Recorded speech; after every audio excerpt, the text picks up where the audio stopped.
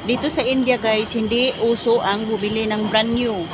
Uso dito ang bibili ng second hand. Kaya nandito kami sa tinatawag nilang Bangar. Bangar is meaning junk shop. So kompleto dito guys. Yan ang yung mga steel. Yan. Meron din dito. Meron dito. Pag magkaasawa kayo ng Indian guys, mas lalo na yung may medyo edad na, alam nila yung mga kapasidad at capacity ng mga gamit, kaya huwag kayong aasa na bibili sila ng brand new, kasi bibili yan sila ng mga second hand. Kasi ang mga second hand guys dito guys is talagang matitibay kaysa sa mga bago ngayon. Kaya asahan nyo guys, kung yung asawa ninyo na medyo may edad na guys, kung unang pupuntahan niya nila yung mga second hand na mga gamit, hindi sila bibili ng mga brand new, kasi yung mga brand new ngayon, yung mga gamit ay parang China lang, China. Kaya maganda yung quality ng ano guys, second hand. Ang problema lang sa second hand yung kulay, madali lang man yung kulayan, pero yung tibay talaga ang kailangan mo sa isang bagay, matagal masira. Nandito nga kasi kami sa junk shop, bibili kami ng rack para sa tindahan. Kasi mag-open na naman ako ng tindahan, bili ako ng rack. So, nandito kami ngayon.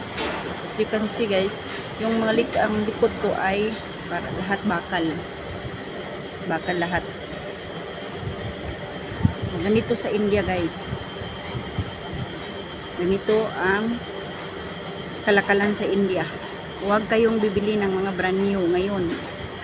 Kasi yung mga brand new ngayon, mga gamit nila yung parang may mga halo na ba. Madali lang ma-bend, yung madali lang masira. Madaling ano ba yan? Yung rustic. So Bisaya pataya. Kaya nandito kami ngayon sa Bangar. Nilalakad lang namin galing sa highway.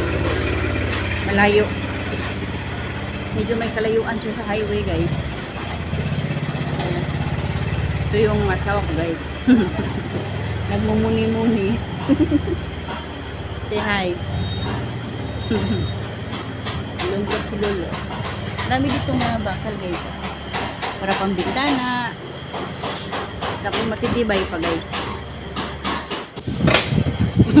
I never sit there because I'm near there.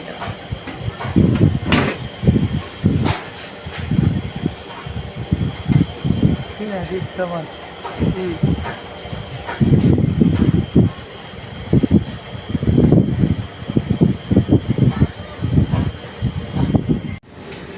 Ito yung angle.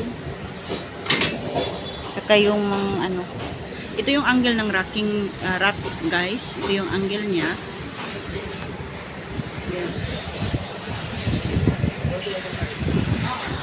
Mga yan, mga bakal.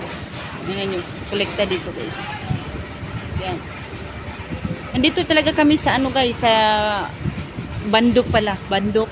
Kung saan nandito yun lahat, makikita yung mga binibenta, yung mga malalaking mga pintuan ng mga second hand.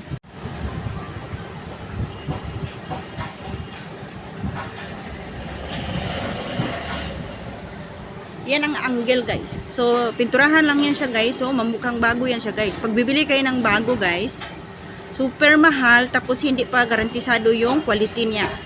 Kaya buti pa bibili kayo ng mga second hand, tapos ipintura lang ninyo, maganda pa ang quality nito.